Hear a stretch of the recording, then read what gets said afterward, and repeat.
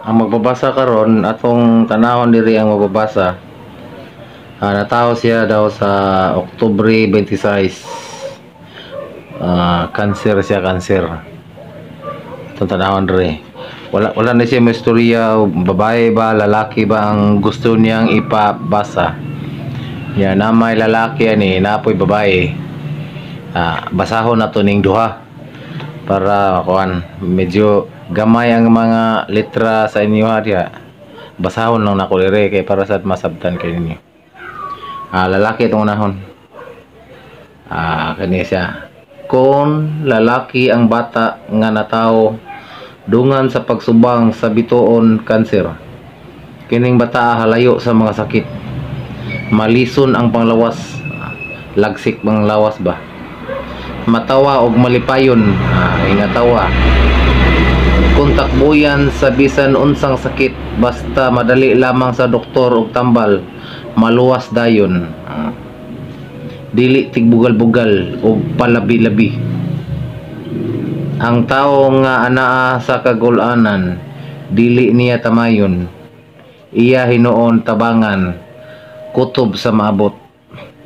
Ang tao usab nga abuton sa disgrasya ingon sa mga babae nga paangkan iyang kaluy-an og dili niya pabation sa pagyubit kon pagtamay. Badlungon niya kadtong mga tao nga tiglibak og matamayon sa gikabsan sa mayong kapalaran. Alang kaniya ang kalibutan kinahanglan mahusay kanunay og nga ang tao kinahanglan aduna sa pasaylo sa makasasala. Dire sa iyang pagpangitag sa lapi iyang ginapil ang galastuhan alang sa limos. Mulimos siya sa mga timawa kanang makaluluoy ba mga timawa ug sa tanang abuton sa kadaot. Kung imong ihinagbo sa dalan bisan hari kung sapian kayo ang iyang kuyog og ikaw usa niya kahigalang kabos, tuhui nga siya motimbaya kanimo sama sa naanda niya. Siya maayo manalipod sa iyang mga katigayunan o katungdanan, matinabangon sa mga higala nga mahitumpawak sa kalisdanan ingon man sa mga tao nga apikihon sa pagbayad sa ilang utang. Kung sa tao nga apikihon pagpakig-away sa ilang mga kaaway, matinabangon siya ana. Kasaligan sa mga tinaguan, kung na kay isulti niya kasaligan kini siya. Kung siya may balo ang imong tinaguan mao kini mao kadto, siya mohilom lamang. Mayon ni tawana dili manabi moabot na siya, moabot siya sa panuhigon 26 ka tuig kung malatas niya ang dili maisip nga balatian nga mahulga kaniya ang iyang kinabuhi, mamiligro sa kalayo, tubig ug puthaw. Mo ni sa lalaki sa kanser. Og atong isunod ang sa babae nga kanser. Ang batang babae nga mahimo na nahimugso dungan sa pagsilang sa bituon kanser. Sagad nga mahimong dungganan magdudumala. Dungganang magdudumala kanang murag naka sa gobyerno or negosyante kay nana. Dungganan ambungan, hitsuraan og mapahiyumon sa ang publiko nga magsudong kaniya.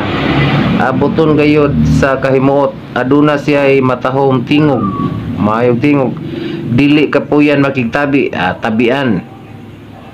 Bisan unsay butang iyang isulti sa iyang ikatubang lamian nga pamation.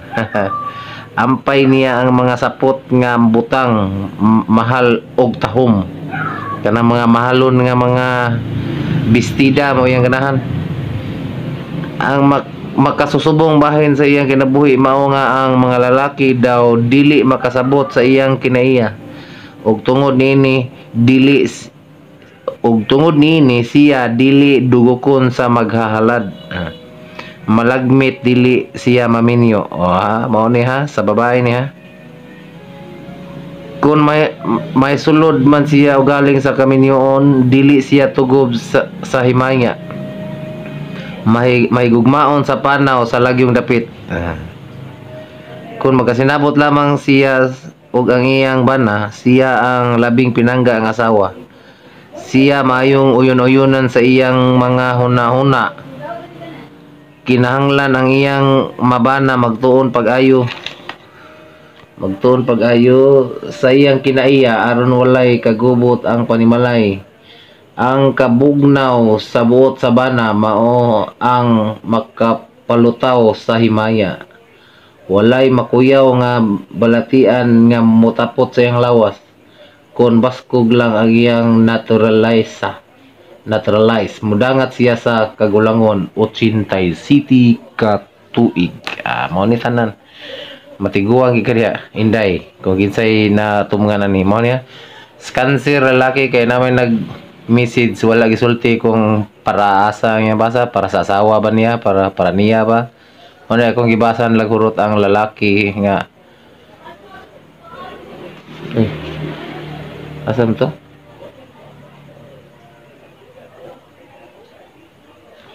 Mao lagi ni. Mao lagi rin. Mo ni sumpay sa babae nga sa cancer. Mo ni gibasan lang akong cancer sa nga lalaki ug cancer nga babae, bituon nga cancer. Ang sumpay sa babae na dislik ko diri. Ay katapusan. Okay. Thank you.